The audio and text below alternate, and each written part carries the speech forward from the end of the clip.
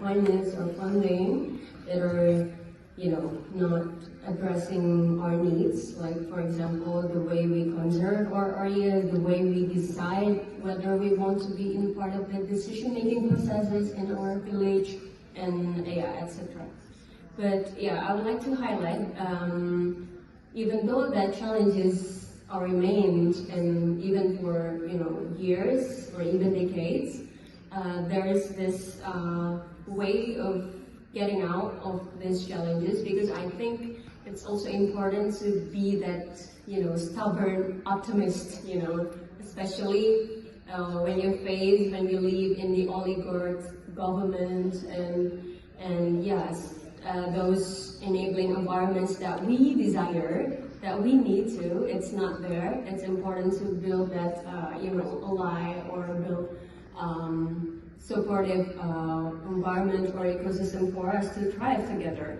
And I would like to address probably from the recent research that my organization, ICCA, just conducted this year, 2025, which is the research on ethnobotany, and this is kind of our process to integrate a gender perspective by explicitly focusing on documenting and analyzing the roles, challenges, knowledge faced by women in resource management within the ICCA, because we also acknowledge that they face a serious threat by, like the plan of zinc and lead mining project that was also has this decree from our government. And the thing is how we see the situation. Of course, we cannot be that, like just giving up and things will go.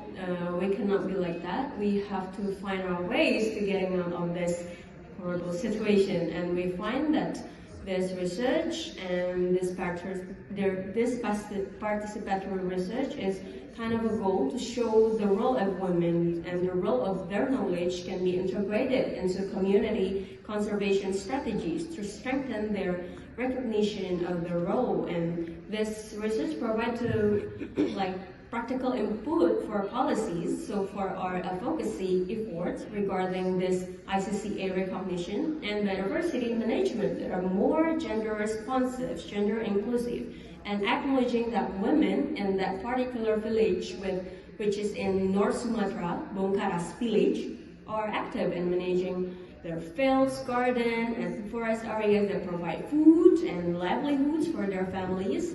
So we want to acknowledge that community-based governance is there. I mean, the principles that care, that respect, that love, that compassion for the nature and families can go on. And we go beyond analyzing, spatial linkages, but we also try to identify our challenge and hopes, which can be useful in maintaining the local knowledge and living spaces, especially in relation to external threats, for example, like mining or any economic changes.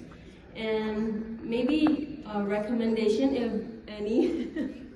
I mean, I'm open for any recommendations in this particular practices when it comes to mining advocacy or something related to that.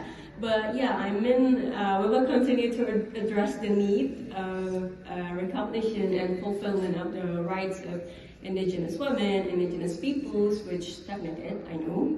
But yeah, throughout this, documenting their fruitful insights, practices, and of course, lessons learned for us to learn across this village and hopefully across Indonesia, so that we won't be easily given up by the horrible situations.